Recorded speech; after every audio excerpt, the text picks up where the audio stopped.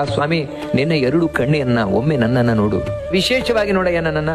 ಯಾಕಂದ್ರೆ ನೀನು ನನ್ನ ನೋಡ್ತಾ ಇಲ್ಲ ಅಂತ ನಾನು ನಿನ್ನ ಹತ್ರ ಕೇಳುವುದಲ್ಲ, ನೀನು ನನ್ನನ್ನ ನೋಡ್ಲಿಲ್ಲ ಅಂತ ಹೇಳಿದ್ರೆ ನನ್ನ ಬದುಕೇ ಇಲ್ಲ, ನನ್ನ ಜೀವನವೇ ಇಲ್ಲ, ಕಡೆಗೆ ನನ್ನ ಅಸ್ತಿತ್ವವೇ ಇಲ್ಲ. ನಾನಿವತ್ತು ಬದುಕಿದ್ದೇನೆ, ನನ್ನ ಅಸ್ತಿತ್ವ ಇದೆ ಅಂತ ಹೇಳಿದ್ರೆ ಅದಕ್ಕೆ ಕಾರಣ ನೀನು ನನ್ನನ್ನ ನೋಡ್ತಾ ಇರುವುದು. ಆದ್ರೆ ಈ ನಿನ್ನ ನೋಟ ನನಗೆ ಸಾಕಾಗುದಿಲ್ಲ, ವಿಶೇಷವಾಗಿ ನೋಡಯ್ಯ ನನ್ನನ್ನ ಅಂತ ಹೇಳಿದ್ರೆ ಹರಸುವ ದೃಷ್ಟಿಯಿಂದ ನೋಡು. ನಿನ್ನ ದೃಷ್ಟಿ ಎಂತದ್ದು ಅಂತ ಹೇಳಿದ್ರೆ ಅಮೃತಮಯವಾದ ದೃಷ್ಟಿ. ದೇವರು ಒಮ್ಮೆ ನಮ್ಮನ್ನ ನೋಡಿದ ಅಂತ ಹೇಳಿದ್ರೆ ಮತ್ತೆ ಜೀವನದಲ್ಲಿ ಕಷ್ಟ ಇಲ್ಲ, ಸಾವಿಲ್ಲ. ಸಾವು ನೋವುಗಳನ್ನ ದೂರ ಮಾಡುವ ನಿನ್ನ ನೋಟ ನಮಗೆ ಬೇಡಾಗಿದ್ದನ್ನೆಲ್ಲ ತೆಗಿತದೆ. ದೇವರ ಒಂದು ನೋಟ ನೋಡಿದ್ರೆ ಸಾಕು.